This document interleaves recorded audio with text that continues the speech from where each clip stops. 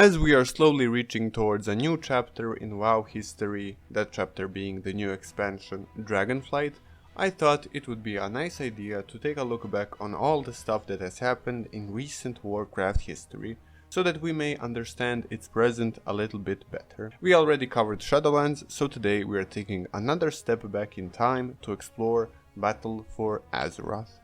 As with every expansion, there are a few key events that happen before the main story itself that influence what goes on during the story itself. There are three main events that you should be aware of to properly understand the story of Battle for Azeroth. First off, after the Third War, but before World of Warcraft Vanilla takes place, Jaina established Theramore, a faction-neutral settlement on the shores of Dustwallow Marsh.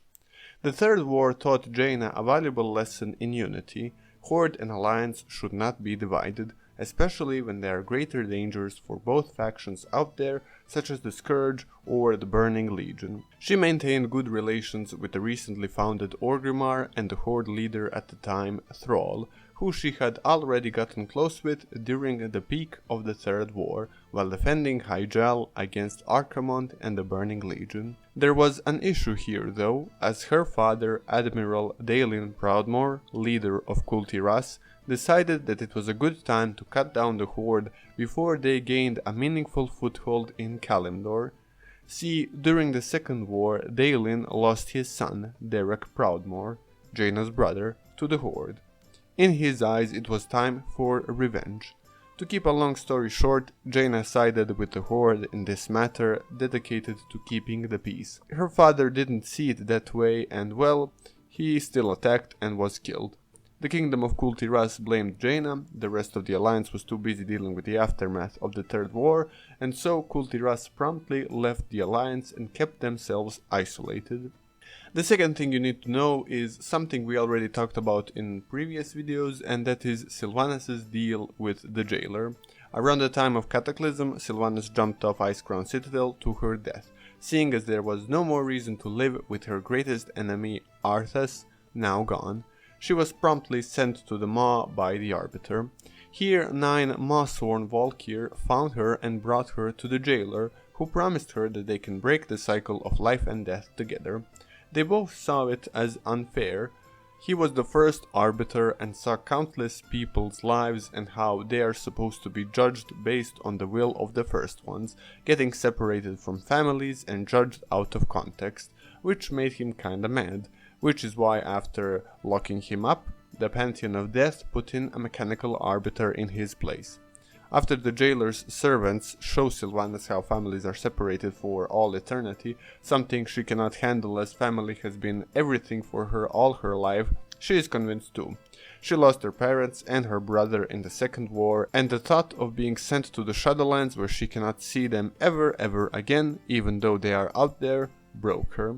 She is also angered that the Arbiter sent her to the Maw, the realm where the most unforgivable of souls go, for doing bad stuff she was forced to do by Arthas, while sending people like Zul'jin, who is responsible for the deaths of her family members and many more, by his own volition no less, to Revendreth, a plane of Shadowlands where souls get penance. She decides to side with the Jailer after deliberating it for many years, right around Legion, when she became a war chief. At the end of Legion we kill Argus. Argus was a titan filled with death magic by the Dreadlords, who are all loyal to Sire Denathrius, who is loyal to the Jailer, causing Argus to become a creature of death, meaning when he dies he would be sent to the Shadowlands instead of the realm of Order where titans normally go. That's why when we kill Argus, we actually break the Arbiter, sending all souls that die into the Maw, giving more power to the Jailer. Now that the Arbiter is broken, it's feeding time for the Jailer. Sylvanas' task was to cause as much death as possible to empower the Jailer, before she would make a break for it and run to the Shadowlands where the final part of his plan was supposed to take place. The third important thing before the story of BFA takes place is an event called The Gathering. An event taking place right after Legion but before BFA, where the living relatives from Stormwind were supposed to meet their undead relatives from Undercity. The meeting would take place in Arathi Highlands, with both Sylvanas and Anduin attending. The meeting was going well until a certain point. With Anduin also came Calia Menethil, the only living heir to Lordaeron. Some of the Forsaken relatives started defecting, going over to the Alliance side during the meeting. It didn't help that Calia goaded them on as well. Some of the Forsaken saw this and to show their loyalty started running away back from the meeting to Sylvanas. Sylvanas got angry and then killed all defectors and Calia as well, who was later resurrected into a strange state of light-infused death by a Naru. But not only that, Sylvanas didn't stop here. Sylvanas also killed all the Forsaken who were heading back to her. Later on in Undercity she twisted this into propaganda and the Forsaken populace mostly bought it. As a consequence of this, tensions between the Horde and the Alliance would start to grow, and Anduin would send many SI7 spies into Orgrimmar, something that would later come back and bite him in the butt. Okay, so now we can begin to talk about the battle for Azeroth. As you all know, at the end of Legion, Sargeras stabbed the world with his huge sword. This caused the world soul of Azeroth to bleed azerite, one of the most powerful substances known in the world of Warcraft. It has many uses. It can be used as an energy source, but also as a really powerful weapon. Either way, both factions didn't want the other one to get it, causing further tensions between the two.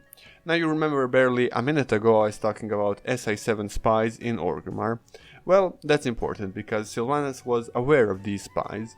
When they were among her ranks, she would pretend that the Horde was planning on taking over Silithus, causing a stronger presence of Alliance, specifically Night Elves, in the area. Sylvanas was, however, playing the long game and she really wanted to break the Alliance with a much more menacing plan. The deal between the Jailer and Sylvanas was to cause as much death as possible to feed the Jailer, which would in turn power up Sylvanas as well. So her plan was to take over Darkshore and Teldrassil, kill a lot of Night Elves and their leader Malfurion Stormrage, who had a particularly powerful soul that the Jailer could feast upon in the Maw. Together with Varrock Saurfang, Sylvanas and Athanos would lead the charge. They tore through Darkshore and Saurfang even managed to capture Malfurion, but he let him go. Sylvanas, in her rage over this, came up with an even more sinister plan to burn down Teldrassil. So she did, causing a lot of death and a lot of souls to be sent into the Maw. The Night Elves, seeing that Elune did not help them, saw this as a sign that their goddess abandoned them. In truth, Elune sensed the anima drought in Ardenweald, the Shadowlands realm of her sister, the Winter Queen, and thought that the souls of the Kaldorei from Teldrassil would help the drought. What Elune didn't know was that all those souls were rerouted to the Maw. Tyrande, in her rage, does a really dangerous ritual to become the Night Warrior, which is basically the darkest aspect of Elune's power that is known to usually even kill the user. With this power, the Horde is successfully fought back, but not without a lot of Night Elf death and destruction. If you needed a declaration of war, I say this is as good as any. The Fourth War begins. The Alliance in return attacks Lordaeron. Oh, and Jaina's back now, being much more chilled than we last saw her in Mists of Pandaria and Legion, and she also has a huge magic ship. Anyway, the Alliance manages to fight their way into Lordaeron.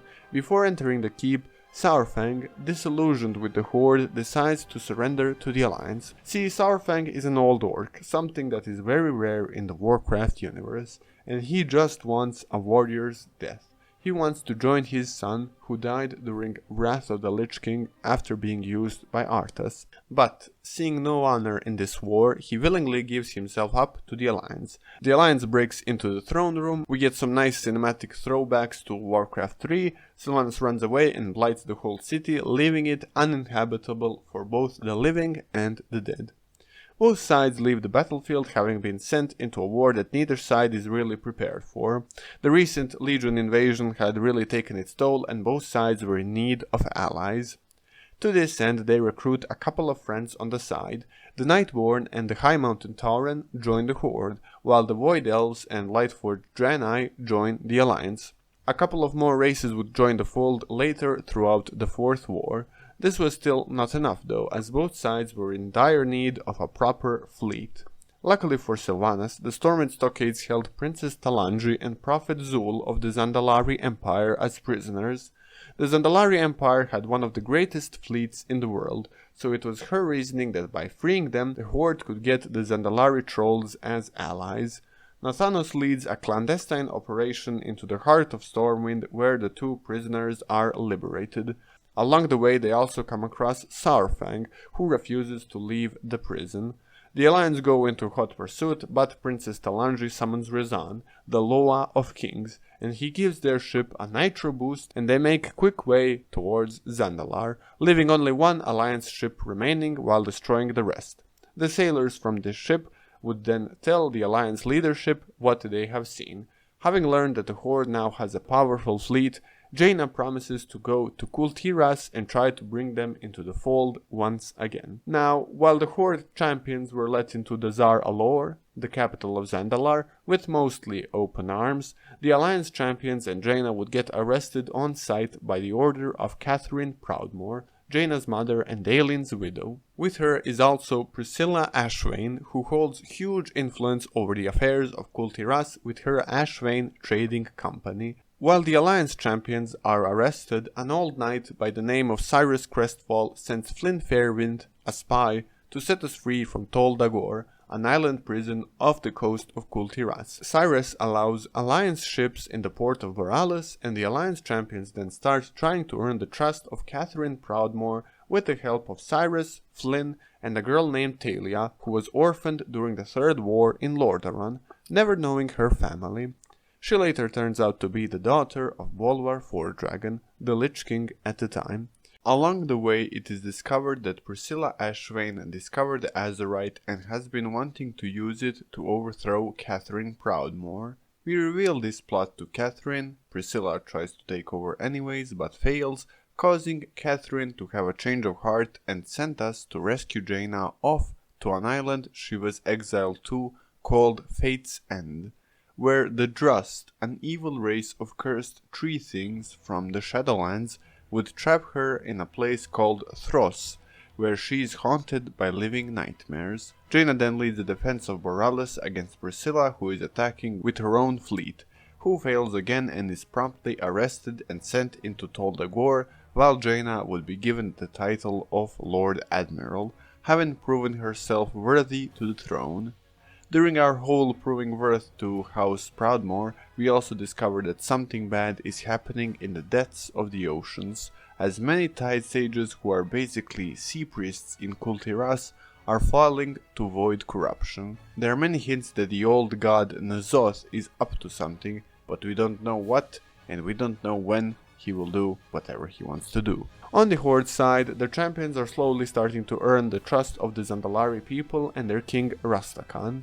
The Zandalari, as most other trolls, worship the Loa.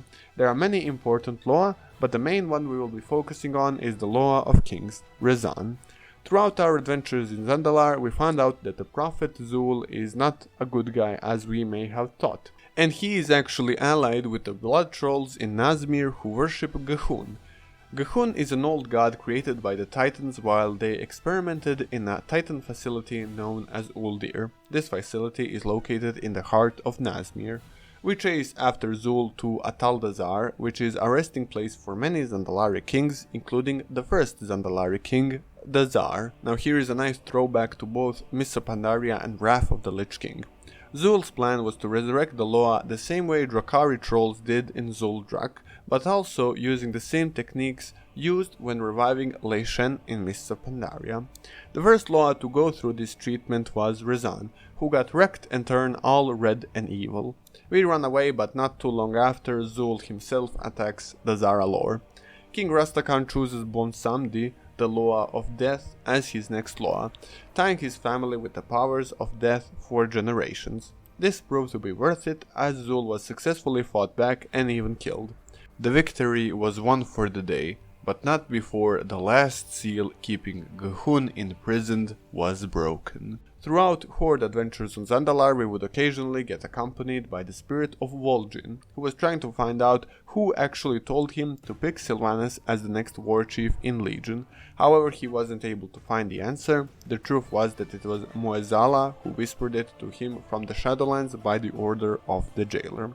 We would later find this out in Shadowlands. During this time, our player character would slowly heal the wound left in Silithus from Sargeras' sword with the help of Magni Bronzebeard. He would gift us with a powerful necklace called the Heart of Azeroth that would grow in power as Azeroth healed further. Of course, the rest of the world wasn't feeling as peaceful, and so began the next major battle in the Fourth War, the Battle for Stromgarde, which was a battle that was ongoing for most of the Fourth War.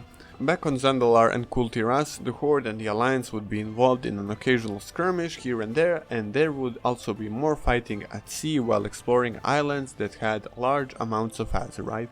Both factions would be involved in attacking Uldir and dealing with the artificial god Guhun, who was successfully taken care of. While these skirmishes I mentioned were taking place, the Horde would accidentally discover the body of Daelin Proudmoore, Jaina's brother that I mentioned earlier.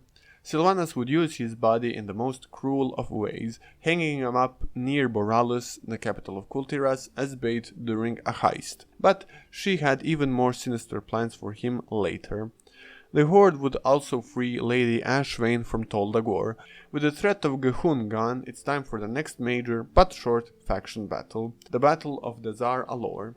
This was a strike by the Alliance at the very heart of the Zandalari Empire, which was proven to be successful, as King Rastakhan, the leader of the Zandalari, was killed in the assault. The Alliance managed to flee the attack with the help of Jaina's power that she learned from watching the movie Frozen, and Princess Talanji now became Queen Talanji. This was a huge blow to the Horde, causing their fleet huge damage and giving the Alliance an upper hand in the war so far. In response to this, Sylvanas started working on a little twisted project to torture the very leadership of Kul Tiras, raising Daelin Proudmoore as a Forsaken and using him as a cruel weapon against the Alliance. Baine Bloodhoof, the leader of the Tauren, could not stand by this, and with a little bit of help he freed Daelin and brought him to the ruins of Theramore, where he asked to meet Jaina. Jaina was at first hesitant at meeting her brother as a Forsaken, but when she realized he was still of his own mind and volition, she quickly chilled out. Knowing that Kul Tiras would never accept him like this, Jaina would later introduce Daelin to Kalia Menethil, one of the rare people who could understand what he was going through.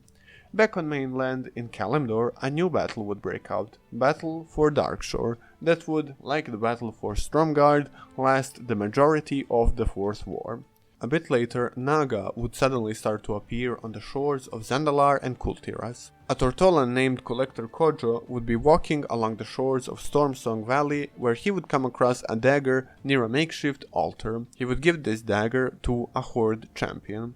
This dagger was none other than Xal'athat, the Shadow Priest artifact weapon from Legion. The thing with Xal'athat is that no one is sure what it is exactly. Some say it's a forgotten old god, some say it's a part of Y'Sharj, but no one really knows for sure. When we come across Xal'athat in BFA, it tells us that the Naga are searching for 3 artifacts so that they could summon a huge storm and take over Azeroth. We go in search of these 3 artifacts and come across a High Elf trying to take one. The High Elf meets a bitter end and Xal'athat takes over her corpse. We find the other 2 artifacts, and Xal'athat takes us to a place called the Crucible of Storms, where it is revealed that Xal'athat's true master is N'Zoth, and we finally get our first proper in-game look at the old god. Xal'athat offers the 3 artifacts in exchange for freedom, which N'Zoth accepts. Xal'athat then departs, and N'Zoth then lets the champion go as well, but not before giving them a gift, which is pretty much a little eye on your forehead that will be there until you decide to remove it.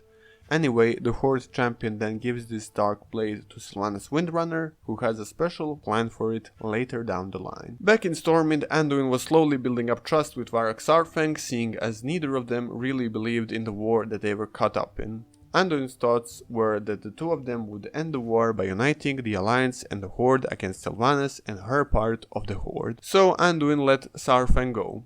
Sylvanas would send assassins after him, but they were successfully fought off. Zekhan, the troll known as Zappy Boy in the community, would find Sarfang, who instructed Zekhan to look for people among the Horde who would join the cause.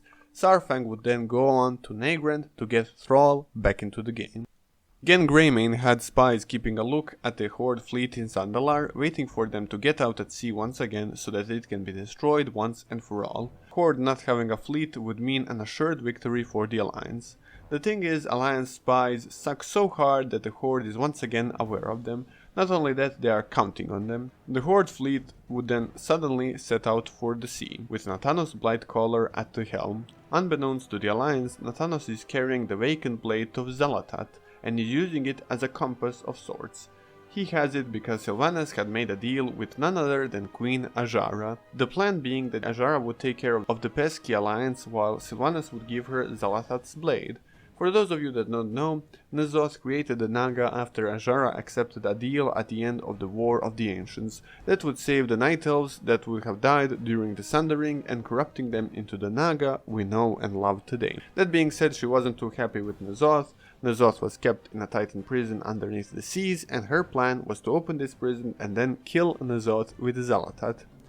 Anyways, the Alliance follows the Horde fleet, the seas open up to Nazjatar with the powers of the Tidestone, one of the Pillars of Creation, a powerful artifact that we used to defeat the Legion, and that we also pretty much just left at the Tomb of Sargeras after taking care of them, that no one watched out for or decided to move, and now the Naga stole it, and so we all fall down there into Nazjatar. Nathanos says that he has to go somewhere secret, meaning that he's going to give the blade to Azshara, and the Hordean Alliance do what they do best. They start fighting, they start making allies, fighting some more, until they realize they have a common evil to deal with. So y'all remember that thing when Baine freed Derek? Well, that came back to bite him in the butt, as now he was arrested for treason and kept under Orgrimmar awaiting execution. A Tauren Spirit Walker saw this in a vision, who informed Lord Theramore, leader of the Blood Elves, who then sent a Horde champion to meet with Thrall and Saurfang and rescue Baine. Alliance, its spies, finally being good for something, figured this out as well, and sent an Alliance champion together with Jaina and Matthias Shaw, the leader of the SA-7, to Orgrimmar.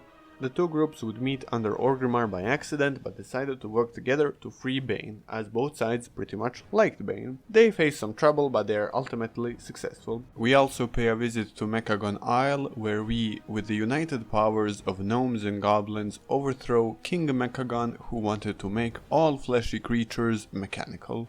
Seeing as how they can work together, the Alliance and the Horde forces decide to storm the Eternal Palace, Azshara's crib, together, while Zepiboy sows doubt upon Sylvanas' leadership back in Orgrimmar. The plan was to start a revolution within the Horde once again, after the joint forces of the Horde and the Alliance take care of Queen Azshara. Many in the Horde didn't want this war, so it wouldn't have been a particularly hard task, but the results would be bloody nonetheless, something that Saurfang was painfully aware of.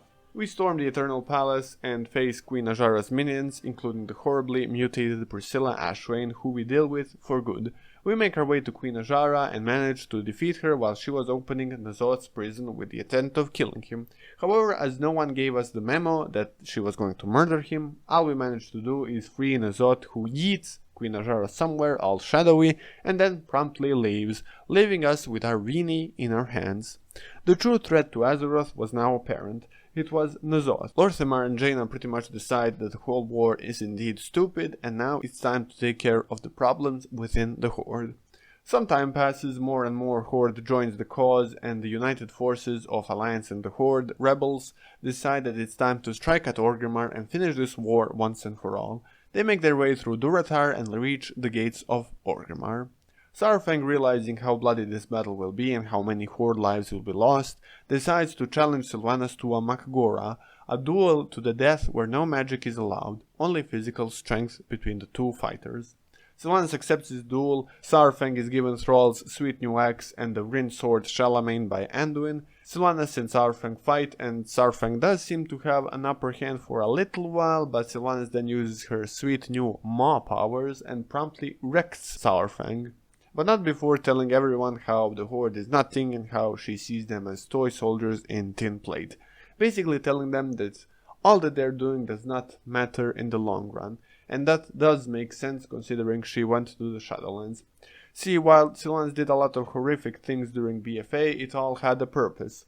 She allied herself with the Jailer and believes that she is doing what she's doing for the greater good. In her eyes, the ends justify the means, the ends being destroying the flawed cycle the first ones have created in the Shadowlands.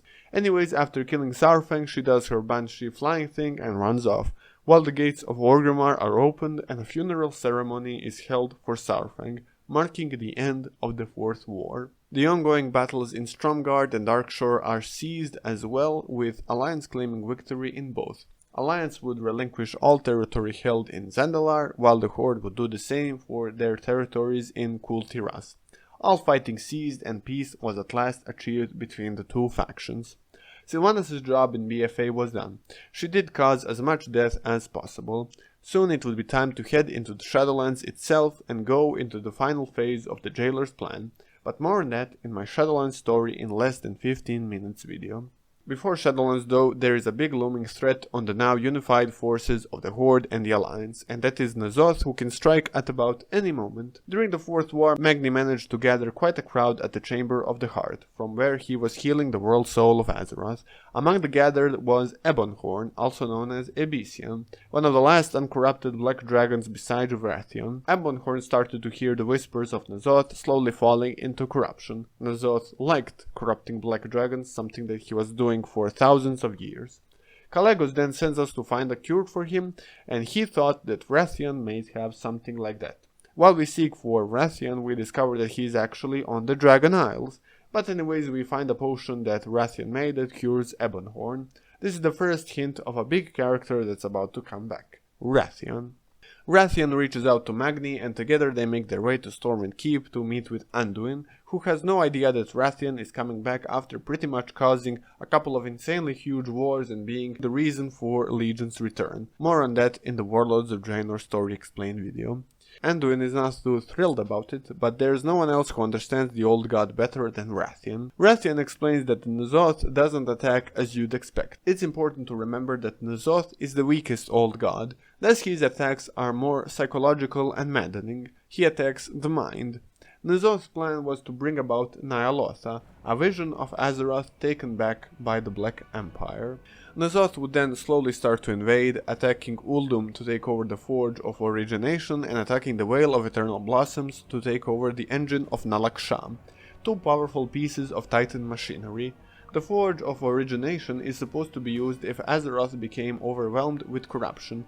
It's basically a big reset button for all life. A taste of such power could be seen in Uldum, which was originally a jungle, but is now a desert, because the Forge was once used to defeat Lei Shen. The Engine of Nalaksha is a Titan device that can be used for flesh crafting. Seeing as the Void is all about fleshy creatures, who knows what Ny'alotha wanted to do with the engine. The Titan Keeper Raden was now chilling in the Veil of Eternal Blossoms after being defeated in Mists of Pandaria. Sadly, Ny'alotha managed to get to Raden and completely corrupt him. The champions of Azeroth attack Ny'alotha. Here we fight against corruption with the sweet new cape that Wrathion gave us. We also fight Raden, but sadly he was too far gone and had to be killed in battle. Along the way, the champions of Azeroth would come across Queen Azshara getting interrogated by Dark Inquisitor Zanesh. We free her and she gives us the Dark Blade of Xal'athat and then decides to go looking for what she calls the True Throne. Wrathion leads the way further into Ny'alotha by breaking the carapace of Ny'alotha with the Dark Blade of Xal'athat, seemingly destroying the blade in the process. We find Ny'alotha itself at the heart of it all. With the energies of the Heart of Azeroth and the Engine of Nalaksha, the Forge of Origination is empowered and rerouted to strike at the very heart of Ny'alotha, Ny'alotha itself, which finally seemingly destroys the old god and destroys any possibility of Ny'alotha coming to pass. With this event, the true battle for Azeroth has come to an end, with the forces of Azeroth claiming victory. However, the damage of the Fourth War was immense, and Sylvanas was ready to enact the next part of the Jailer's plan, releasing him from his chains, which would allow him to consume the world soul of Azeroth. However, at this time in the story, no one really knows what she is about to do, and there is a worldwide manhunt for Sylvanas and Nathanos. Nathanos would hide in his family home and would just chill there before being totally wrecked by Tyrande. Here Nathanos would reveal to Tyrande that Sylvanas is going beyond the veil, before Tyrande promptly beheaded Nathanos. Sylvanas would make her way to Icecrown to battle against Bolvar, the Lich King at the time, with her greatly empowered Maw abilities. But you can find out more about that in my Shadowlands video. Thank you all very much for watching. If you have any questions regarding the story, feel free to ask me in the comment section below and I will be sure to answer. Leave a like if you learned something new and subscribe if you want to see more videos like this. Peace.